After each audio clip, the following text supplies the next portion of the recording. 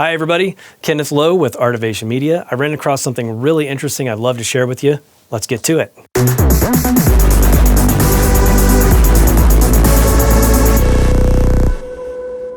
So a few weeks ago, as I was scrolling my news feed, I came across this old telephone handset receiver that's been modified with a 1/4-inch jack.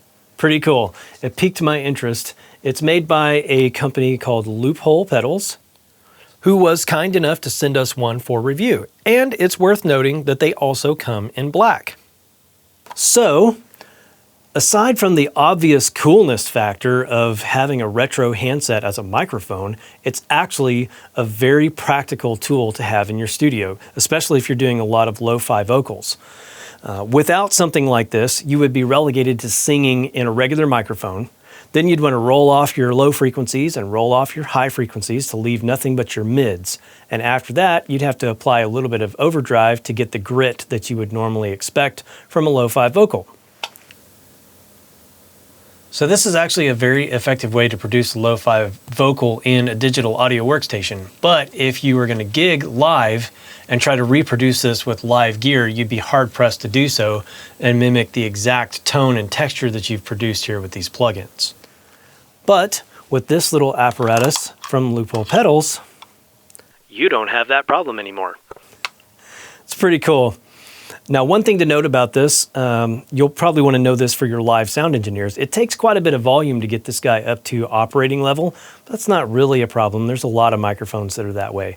But it's just something to note because a lot of live engineers will jump to the worst case scenario and say, your microphone's broke, or there's something wrong with it electronically. There's not. It's just, it takes a lot of voltage to get this guy up to operating levels. So, without further ado, let's hop into the digital audio workstation and check it out on the spectrometer.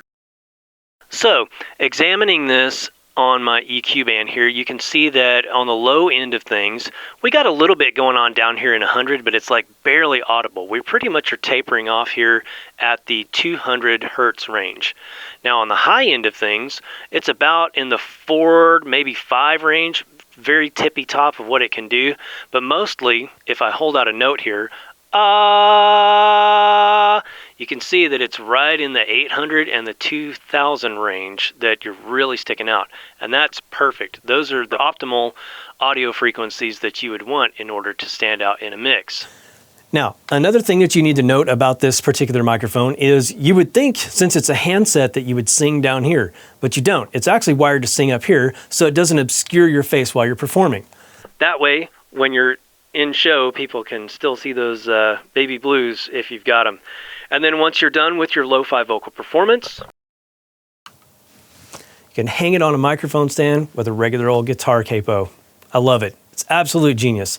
Hats off to Loophole Pedals for coming up with that idea. Thanks so much for sending it to us so that we can review it.